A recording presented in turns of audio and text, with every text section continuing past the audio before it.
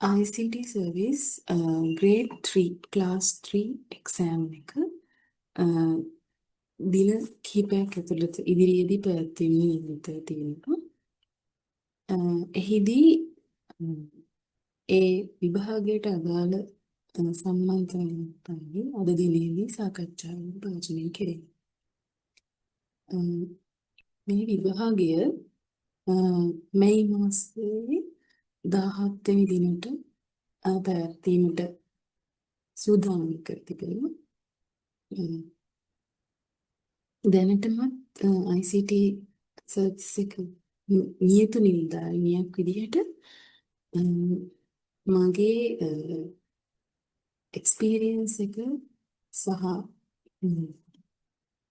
ඔබට විභාගයේදී ලැබීමට නියමිත ගැටලු සම්බන්ධව මෙහිදී කතා කිරීමට බලාපොරොත්තු වෙනවා. ප්‍රධාන වශයෙන්ම දැන් මෙම ඔබ පෙනී සිටීමට බලාපොරොත්තු වෙන ICT සර්විස් grade 3 class 3 කියන exam එකේ ඔබ දැනගන්න ඕනේ මේ පත්වීම අතරම තනතුරක් විදිහට සැලකුවොත් ICT සර්විස් එකේ IT assistant කියන පෝස්ට් එක තමයි මේ විභාගයේ පාස් වුණාට පස්සේ ඔබ සුදුසුකම් ලබන්නේ. ICT සර්විස් එකේ තුල ප්‍රධාන වශයෙන් මේ වන විට විභාග ගණනින් බැලුවොත් 4කට පමණ සංප්‍රමාණයක් මේ වර්ෂය තුලදී මම සිතන පරිදි පවත්වා තියෙනවා. මූලික වශයෙන්ම පසුගිය මාසයේදී සහකාර අධ්‍යක්ෂ තනතුර එනම් ICT service grade 1 class 3 post එක ඒ තනතුර ඊට පස්සේ ICT officer හේවත් grade 2 class 2 post එක සඳහා විභාගයක් පැවැත්වුවා. මේ සියලු විභාග වලදී මා ලැබූ අත්දැකීම් ඔබත් එක්ක ෂෙයා කරගන්න තමයි මේ වීඩියෝ එක මම විසින් කරන්නේ. එහිදී අපි මේ ICT service class 3 grade 3 ගැන සලකා බලුවොත් මේ ප්‍රධාන වශයෙන්ම මේ විභාගය සඳහා ඉදිරිපත් වීමට ඔබට උපාධි සුසුකමක් අවශ්‍ය වන්නේ නැහැ. ඔබට ඩිප්ලෝමාවක් හෝ ඊට ඉහළින් නැත්නම් NVQ 5 හෝ ඊට ඉහළින් පවතින සුසුකම් පවතින මේ විභාගයට අයදුම් කිරීමට ඔබ සුසුකම් ලබයි. මේ විභාගයේදී මූලික වශයෙන්ම office package එක සම්බන්ධයෙන් basic HTML මෘදුකාංග සංවර්ධනයට අදාළ සංවර්ධන මෘදුකාංග ජීවන චක්‍රයේ පිළිබඳව සියලු විෂය පතේහි අපේ ICT මේ විෂය පතේ දෙන basic concepts මෙහිදී ඔබට පිළිබඳ ඇති දැනුම මම විභාගයේදී පරීක්ෂා කරන්න ලැබුණා. ඒ වගේම මේ මාගේ තියෙන එක්ස්පීරියන්ස් එක මේ විභාගයේ මම හිතන්නේ සාමාන්‍යයෙන් ඔබ නිවැරදිව සහ ආර්කානුකූලව පිළිතුරු ලබා දුන්නොත් පහසුවෙන්ම ඔබට මෙම තනතුර සඳහා සුදුසුකම් ලැබීමේ අවස්ථාව පවතිනවා. මම මේ වන විට මේ විභාගයට අදාළ මේ විභාගයට ආයෝජනය කරලා මේ විභාගයේ පෙර වර්ෂයේදී සමත් වෙලා මෙම තනතුරේ මේ වන විට කටයුතු කරමින් සිටින කෙනෙක්. හ්ම්. එතකොට මේ සෙමිනාර් එකේදී මට ගොඩක් දුරට අවසන් ඕන වුණේ පහුගිය විභාග කීපයකට මම පෙනී සිටියා. අ, සහකාර අධ්‍යක්ෂ තෘତୀය තාක්ෂණ විභාගයේ අ, තෘତୀය තාක්ෂණ නිලධාරීන්ට දාන විභාගයේ මේ විභාග දෙකෙහිම ස්වභාවය දෙස බැලුවම මීළඟට පවත්වන නියමිත තෘତୀය තාක්ෂණ සහකාර විභාගය එනම් grade 3 class 3 විභාගයේදී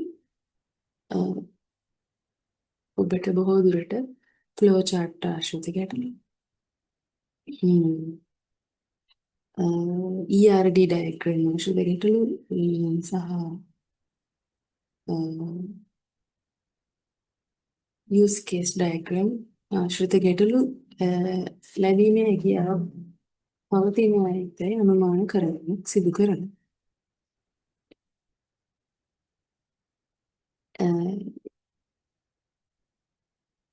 ඔබට මෙම විභාගයට පෙනී සිටීමේදී තවත් වැදගත් කරුණු රාශියක් පවතින වර්තමානයේදී පවතින තාක්ෂණය විශේෂයෙන්ම AI තාක්ෂණයට අදාළ tools AI තාක්ෂණය සම්බන්ධ සියලුම දේවල් ඔබ මනාව අවබෝධ කරගෙන සිටිනවා. ඒ වගේම blockchain සංකල්පය, cryptocurrency සංකල්පය, දැන් AI තාක්ෂණය AI agent සංකල්පය වැනි දේවල් ආශ්‍රයෙන් ඔබට ඉදිරි ලැබීමට ඉදිරියට පවතිනවා.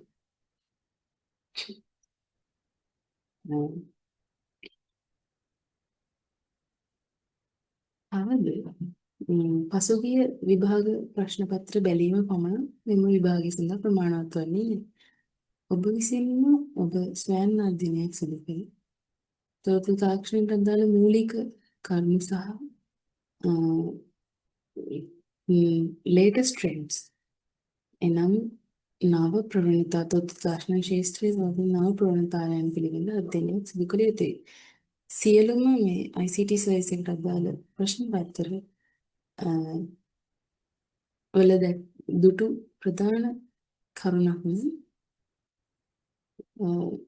ඍජුවම තියරි කොටස් ඇසීමට වඩා ඔබගේ තාර්කික බුද්ධිය භාවිත කරමින් පිළිතුරු ගැලපීමක් ඕන අපේ විසින් අපේක්ෂා කරනවා. මම පෙර සඳහන් කළ පරිදි මම පෙනී සිටි විභාගයේදී ඒ ආකාරයෙන්ම ප්‍රශ්න පත්‍රය සැකසී තිබුණා. ඍජුවම ප්‍රශ්න අසනවා සේම වක්‍රාකාරයෙන් ඔබගේ තාර්කික දැනුම පාවිච්චි කරමින් යම් පිළිතුරක් ගොඩනගා ගැනීමට හැකිදයි ඔවුන් විසින් පරීක්ෂා කරනවා. කෙසේ නමුත් මෙම විභාගයේදී මෙම grade 3 class 3 විභාගයේදී 40%කට ඉහළ ලකුණක් ගැනීම ඉතාම ලේසි කාර්යයක් බව ඔබට විභාගයට පෙනී සිටීමේදී අවබෝධ වේ. ඒ නිසා මෙම අනතුර නොග නොහැරගෙන තවත් ඉතා සීමිත කෙටි කාලයක් ඉතිරිලා තියෙන නිසා මේ විභාගයේ සාර්ථක ඉදිරිපත් වෙන්න කියලා මම ඔබට කියනවා. එතකොට මීට සම්බන්ධ dummy questions ඉදිරියේදී මේ සාකච්ඡාවේදී සාකච්ඡා කිරීමට මම බලාපොරොත්තු වෙනවා. ඔබට මේ සම්බන්ධව දැන ගැනීමට අවශ්‍ය වෙනත් කරුණු මොනවද තිබෙනවද මේ විභාගය සම්බන්ධව? මෙම වීඩියෝට යටින් ඔබට කමෙන්ට් කරන්න පුළුවන්. තවත් කරුණක් නම් මේ grade 3 class 3 විභාගයේදී ඔබට ප්‍රශ්න පත්‍ර දෙකක් ලැබෙනවා.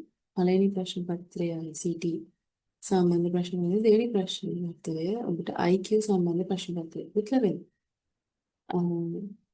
IQ සම්බන්ධ ප්‍රශ්න පත්‍රයේදී අපි commonly දන්න දාදු කැට ප්‍රශ්න ඒ දේවල් වෙනුවට දාදු කැට කාලය වේගය ඒ සමාන ප්‍රශ්න අපි වයස් අනුපාත අතර ප්‍රශ්න වලට වඩා ඔබට ගිය වෙනස්ම මාදිලියේ ප්‍රශ්න යොමු වීමේ ප්‍රවණතාවයක් තිබෙනවා. විශේෂයෙන්ම සමහර ප්‍රශ්න වලට අයදුම් කරුවා විසින්ම තනිවම පිළිතුරු සැකසීමක් කොමිසින් බලාපොරොත්තු වෙනවා. IQ පේපරදී පවා පිළිතුරු අ, වලට ඉරි ගැසීමට වෙනුවට ප්‍රශ්න 10ක් පමණ පිළිතුරු ලිවීමට පැමිණීමේ හැකියාව ලැබුණා. නමුත් අ, පෙර පරිදිම සංඛ්‍යා රටා ආශ්‍රිත ගැටලු ඇතුළේ අන්තර්ගත ප්‍රවෘත්තිය ඔබ විසින් වැඩිපුර අවධානය යොමු කරන්නේ IQ පේපරයට. නමුත් එම පේපර් එකේදී ඔයගොල්ලන්ට කාලය පිළිබඳ ගැටලුවක් මතුවෙන්න පුළුවන්. ඒක නිසා ඔබට ඉක්මනින් අවසන් කර හැකි ප්‍රශ්න සියල්ල ඉක්මනින් නිවැරදි කිරීමටත් පසුව අපහසු ප්‍රශ්න වලට උත්තර සැපයීම කාලය ලබා ගැනීම සුදුසු බව මම යෝජනා කරනවා. මේ වීඩියෝවේදී මම සඳහන් කරන පරිදි තවදුරටත් ගැලීම් සටහන් ආශ්‍රිත ප්‍රශ්න ERD diagram, use case diagram, flow charts පිළිබඳ වැඩිපුර අවධානය යොමු කරමින් ඔබේ අධ්‍යයන කටයුතු සිදු කිරීම සුදුසු බව මම නිරීක්ෂණය කරනවා. ඉදිරියටත් මගේ වීඩියෝ සමග රැඳී සිටිමින් මේ විභාගය සම්බන්ධව අපිට අවශ්‍ය දැනුම ලබා දීමට මම බලාපොරොත්තු වෙනවා.